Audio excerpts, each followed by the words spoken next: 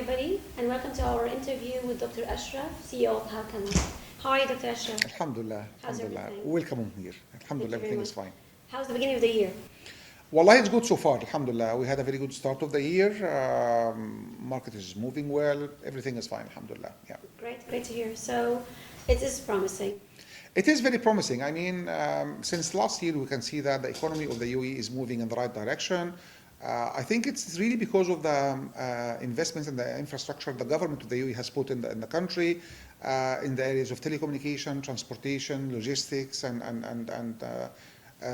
hotel infrastructure, everything. So properties, development, all this is paying off now. So now investors see a country where everything is there for them to be present. More busy. Yes, exactly. So that's reflecting on our business as well. And how is it in the region in general? Wallahi, that depends on country to country. I mean, you can see that there are countries which are more affected by the current crisis, for example, what's happening than other countries. But in the GCC, I would say for most of the countries, it's doing fine. Yeah. Okay. So if we're talking about the status of governance in the MENA region, can you give us an overview? How is the status going? Yes, I mean, look, in general, that you can say that governance in the region has been going in the right direction for the last many years, actually a few years. Not all the countries are the same, but you have countries here in the area of governance and disclosures which are really very close to international best practices, if you like. Such as countries such as Saudi Arabia, the Emirates, of course, Egypt, Morocco. These countries, corporate governance has been driven by regulators. So you have regulations which are very strict, and they are very close to the regulators in different countries, in the developed markets and so on. So you can see that the amount of disclosures from these from companies in these countries, such as the board of directors, all what has to do with the board, board composition, committees of the board, remuneration of the board members, the management, governance policies and procedures, all this is in place and actually is being disclosed properly in their annual reports and so on. So you can see that in this area, we are doing really very well. So governance, I would say, in the region is good. Now, there are countries which have been a little bit hit by the what we call Arab Spring. In these countries, what happened is companies and banks focused on survival and passing through the crisis time more than trying to improve their governance structures and so on. So which is expected anyways, yeah. Definitely, yes. So speaking about the board of directors, what are the major challenges that the board of directors in the MENA region is facing? Well, there are various challenges because, again, things are changing in certain areas, such as technology, for example. You can see that technology is really driving many businesses, and there are lots of disruption happening because of technology advancements. So that is really affecting the boards here. So something that we always hear from boards of the region is simply that we are not able to cope with the amount of changes and the speed of changes of technology and so on. And that's really one area. And what's magnifying this problem is simply that some of the boards of the region don't still have the right mix of skills and backgrounds and diversity. We talk about gender diversity, we talk about background diversity, we talk about age diversity as well, and that's quite important. When you deal with the area of technology, age diversity is quite important. I mean, the younger people have more understanding of the impact of technology and how it can be an asset for the company more than the older generations can really understand. So that's one area where, again, younger people are able to help with, but not all the boards have young people in them. Now, the other thing, which is, again, another challenge for the boards, is the area of sustainability. Okay. Now, that's a new area in the region. Globally, it's not really new, that new. But in the region, it's only in the last couple of years where you have regulators now asking companies to have proper sustainability strategies and to disclose what they are doing and so on. And a lot of boards have no idea what that means exactly. So and again, that's one of our roles that we play in Hawkamah. We interact with lots of boards in the region in board evaluations and training sessions for the boards, and we try to bring to their attention that they have to pay attention to the area of sustainability. But again, it's an area where younger people understand more than older generation, because again, of the nature of education even they received is very different from us. We never really received education about environmental issues and stuff like that. Younger people have. So that's where diversity is quite important in the boards of companies, and that's, again, another challenge which boards are facing here. And of course, the final challenge which is faced by lots of boards in the region is the high level of risk and uncertainty. Okay. With what's happening, for example. What's it stemming from?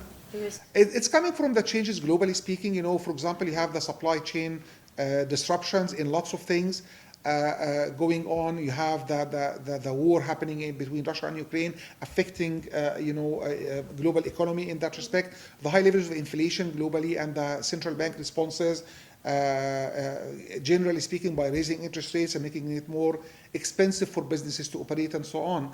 And we have no idea what's coming tomorrow. There's nothing that is foreseen for that in that area. No. It's and so our advice to boards in this context is simply that we are saying, as a board of directors, you have to run scenarios, and you have to think of the unthinkable, because that's even partially what happened in 2020, where you had the pandemic, which affected loads of things which never really happened together before. Are we saying that they are now operating on the mode of, the crisis mode? They should be. They should. They should be. And some of them are too relaxed. So because again, we do lots of board evaluations and we interact with the board. So some boards up till now, they are still meeting like 4 times a year. Okay. And what we say is, you know what, this is too risky for the company, because changes are happening on a daily basis. True. If you wait as a board for 3 months until we meet to see the updates, by this time it might be too late already to respond. So you have to be engaged as a board, whether the entire board or maybe a risk committee of the board or the audit committee. You have to be interacting with the management much more frequently than this, so that you are aware of what's happening globally and how to respond to these challenges. Mm-hmm. Waiting for 3 months is really way too long. Too long, yes. So yeah. Exactly. So what about the most and the major pressing needs the board has? Well, honestly, currently you really have a trend in the region that we are trying to attract foreign investors. Now, a few years ago, if you think of countries such as GCC countries, they are oil rich, they have all the revenues coming to them from the oil, they don't think about attracting investors. Now it's happening. And even now you can see that a lot of countries are reforming their regulatory structure so that they allow foreign investors to come and own companies and open companies 100% in their own territory. So this is really a trend which is happening. But the key problem is this. When you attract foreign investors, whether these are institutional investors or big companies, they have their own standards, especially in the area of sustainability. Okay. So they do have their own environmental and social standards, which means if the system in this country is not really encouraging sustainability among businesses, if your local companies are not sustainable, they are not really following the proper international best practice in the area of sustainability, these investors will not come to the country and will not invest in your companies, because for them it is a reputation risk. So if they invest in a company which, for example, have some sort of side effects or negative impact on the environment, or have poor policies in dealing with their own labor employees, employees don't have the rights that they should have, they will not really invest, because if that's known, it will backfire at them. Exactly. So this is really the area where companies have to pay attention, and government as well. If you are willing to attract foreign institutional investors, you have to follow the standards which are followed in their countries. And Otherwise, are they addressing the issue? Are they interested in yes, some of them now you can see the regulators are asking companies to address these issues, asking companies that you should have, your own sustainability strategies. You have to disclose even certain factors which have to do with labor rights and environmental issues and so on. We are starting there. We are still far away, but really we are on the right track in this area. Yeah. Okay, interesting. So what about the opportunities? There are loads of opportunities actually in the region, because you can see that there is a trend in the region to diversify economies. So not just relying on natural resources such as oil and agriculture or whatever, but trying to encourage investors to come and invest in different sectors of the economy. And that is an area where we are sort of, I wouldn't say totally virgin, but we are starting it. So in many areas, we really have very small investors in certain industries, manufacturing, for example. So there's a lot of room to invest in these areas. And one of the strengths we have in the region is the diversity of labor force we have, and the relatively cheap labor force as well. So in a country such as the UAE, we have over 100 nationalities living in this country. You are able to attract the best talents from any country in the world, and you get them here. If you talk about laborers, you can get them at a cheaper price. If you talk about highly skilled people, you can get them as well in this country. You have resources in the region. It needs infrastructure. So all the infrastructure is there, So we are ready to receive these investors as long as we guarantee the minimum level of sustainability standards in our economies. And that's what they're asking for. Otherwise, they will not come. And this is really the area where, again, having the COP27 in Egypt last year and the COP28 in the UAE this year is a good reflection of this. The region is trying to say, we are ready, we are adhering to your own principles, we are trying to match best practices globally speaking, so please come to us. But on ground, how far are we of meeting the standards, international standards? No, we are still far. We are still far. We're still far away. How long do we need? Like, are we talking about years, many years? It depends on the speed, but again, these things you cannot change in 1 year. So again, you cannot really have sudden changes in your systems because companies need to adapt. They need to invest in technologies, for example, and systems and so on. So it doesn't happen, but you have to be on the way, on the road to do that. Are they on the way now? We are, but a little bit slow. What about the private sector? Some of them are, some of them are not. So again, it depends on the awareness that you create among these companies. So while we see that some of these private sector companies which are operating in foreign markets, they know the standards and they are trying to follow it. Others which are only local, they are not really aware of that. And that's where it gets a little bit challenging. And this is a role for the government to play to create the awareness among these companies, but also for people like us and Hawkamah to try to educate the boards and the companies about the importance of being sustainable and responsible and adhering to international best practices and how this will impact the entire economy end of the day if you are actually adhering to it. Because sooner or later you really have to do that.